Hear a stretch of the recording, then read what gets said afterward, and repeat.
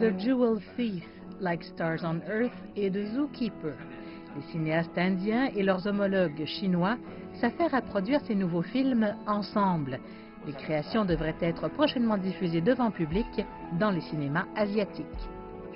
Il y a beaucoup de points communs entre les cultures chinoises et indiennes.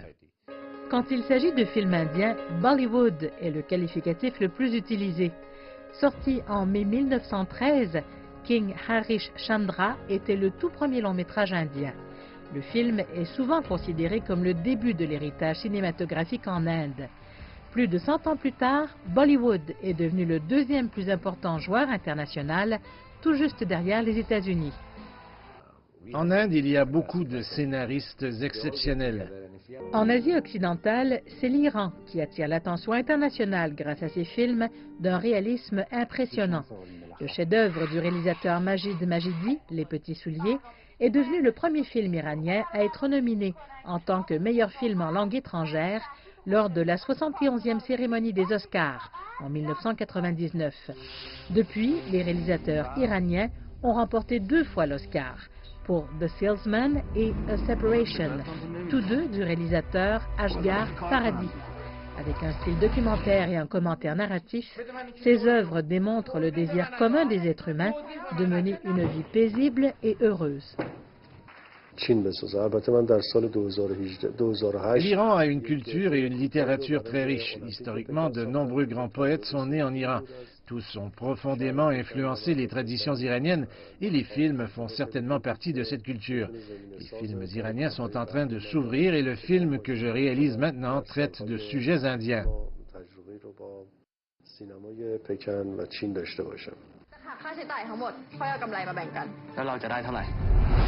Le film d'action thaïlandais Genius Gunners a impressionné les téléspectateurs chinois, récoltant 270 millions de yuan au box-office, soit environ 39 millions de dollars.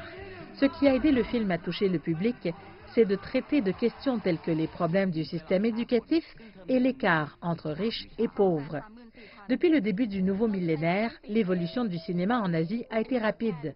En 2018, les ventes aux guichets de la Chine, de la Corée du Sud, du Japon et de l'Inde ont totalisé 15 milliards de dollars, dépassant de loin le marché nord-américain. En Chine, le nombre d'écrans de cinéma a déjà dépassé les 60 000. L'étendue de la coproduction s'est allongée, formant une chaîne complète de coopération dans tous les secteurs, des acteurs et des scénarios allant à la promotion. Tous ces éléments montrent une tendance à la hausse dans le développement économique d'un pays ouvert. C'est comme un moteur du monde et c'est aussi un signe de confiance culturelle.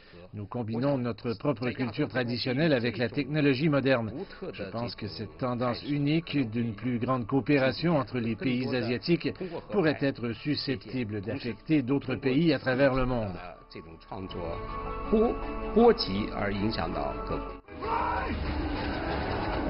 Les images animées ont le pouvoir de rassembler les gens.